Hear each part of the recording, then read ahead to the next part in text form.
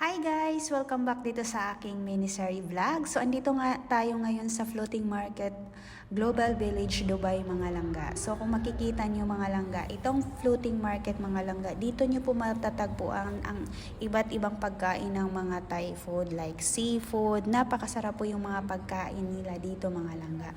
So, pwede na kayo magpunta dito kasi open po sila Friday 4 p.m. to 1 p.m. po mga langga.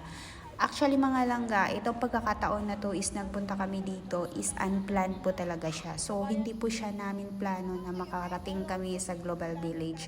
Since limitado lang po yung oras ng inyong tendera mga langga. So ginagrab na lang po namin yung opportunity and then yung expenses ng gasolina. Charis. O, ganun po mga langga. So, ayun na nga mga langga, kasi gutom na tayo, nag-order po kami ng seafoods and then yung tom yum soup. Napakasarap po yung tom yum soup nila mga langga. And syempre, affordable naman siya mga langga kasi may mga free rice. Yes, free rice talaga mga langga. Hanap tayo ng free rice kasi syempre, rice is life mga langga. So, habang nag-order mga langga, nagvi-video din ako. So, ayan, after 5 minutes, andito na po yung order ko. Ayan. Yes, seafood is life. Napakasarap po yung seafoods nila mga. And din yung mga gravy po nila mga langga, as in highly recommended po talaga yung mga pagkain sa Global Village. Yung mga Thai food. So ayan, kakain na inyong Ma'am Shendera mga langga. Kain is life mga langga para pus ganong mabuang charis. So muna siya mga langga.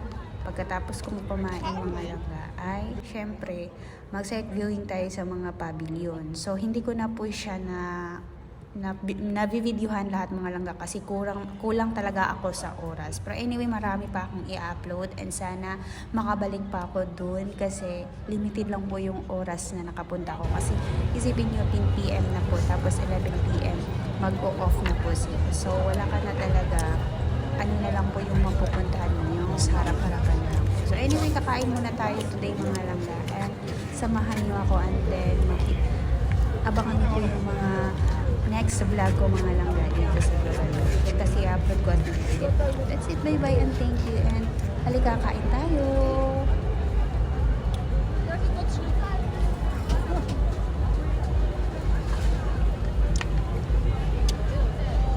Ang dami kong kain.